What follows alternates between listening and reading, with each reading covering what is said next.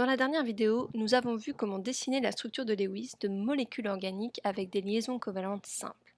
Maintenant, nous allons voir comment dessiner celles avec de multiples liaisons covalentes. Prenons le C2H4. Pour dessiner sa structure de Lewis, je vais comme toujours commencer par le carbone. Le carbone se situe dans mon tableau périodique dans le quatrième groupe. Il possède donc 4 électrons de valence autour de lui que je dessine ainsi. Je dessine également le deuxième carbone avec ses 4 électrons de valence. Il me reste à placer les hydrogènes qui sont dans le premier groupe du tableau périodique et qui possèdent donc un électron de valence. Je mets donc mes 4 hydrogènes ici, là, ici et ici. Il ne me reste plus qu'à relier les points pour dessiner les liaisons covalentes. Mais cependant, cette structure ne peut pas être la bonne structure de Lewis du C2H4. Pourquoi? Parce que si on compte les électrons autour des carbones, eh bien, il n'y en a que 7. 2, 4, 6 et 7. Les carbones de ma structure ne suivent donc pas la règle de l'octet et ceci ne peut pas être la bonne structure du C2H4. La seule façon que les carbones suivent la règle de l'octet est que cet électron ici en violet se mette ici et que celui-ci se mette là afin de former une double liaison. La structure de Lewis du C2H4 n'est donc pas celle-ci mais celle-là avec 2 carbones reliés par une double liaison et 4 hydrogènes autour d'eux. Si on regarde maintenant ces atomes de carbone, on peut voir que désormais, dans cette structure, ils ont bien leurs 8 électrons autour d'eux. 2, 4, 6 et 8. Ceci est donc la bonne structure de Lewis pour l'éthylène. Maintenant, essayons avec le CH2O.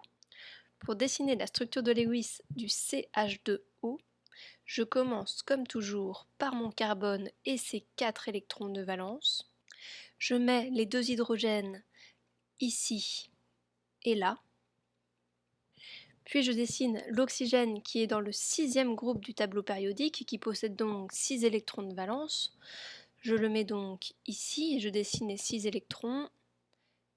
1, 2, 3, 4, 5 et 6. Je relie les points pour dessiner les liaisons covalentes et de même, je me rends compte que cette structure de Lewis ne peut pas être la bonne car autour de mes atomes de carbone et d'oxygène, il n'y a pas 8 électrons, mais 7 électrons.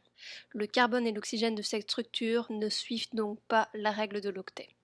Pour que le carbone et l'oxygène puissent avoir leurs 8 électrons, il faut qu'ils se partagent un autre électron. Il faut donc que cet électron bouge ici et celui-là ici, formant ainsi entre l'oxygène et le carbone une double liaison. La bonne structure de Lewis du formaldéhyde est donc celle-ci. Un carbone lié à l'oxygène par une double liaison est lié aux 2 hydrogènes de cette manière.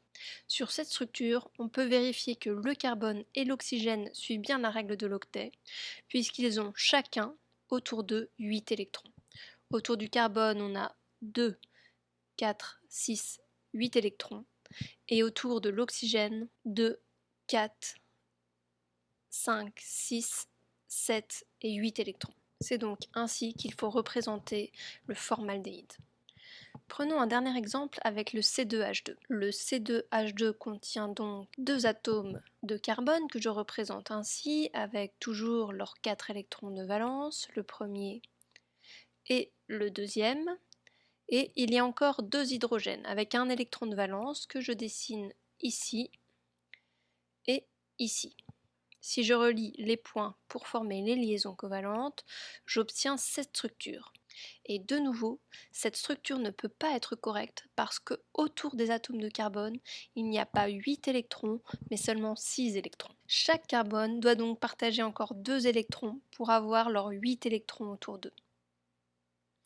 Il faut donc que cet électron vienne se mettre ici, celui-là ici, celui-là ici et celui-là ici également, ce qui me donne entre les 2 carbones une triple liaison. Je dessine donc mes 2 carbones réunis par une triple liaison, 1, 2, 3. Je remets les atomes d'hydrogène de chaque côté, Si je vérifie ma règle de l'octet, je vois maintenant qu'il y a bien 2, 4, 6, 8 électrons autour de chaque carbone. C'est donc de cette manière qu'il faut dessiner la structure de Lewis de l'acétylène. Tu sais désormais dessiner la structure de Lewis des molécules organiques avec simples et multiples liaisons.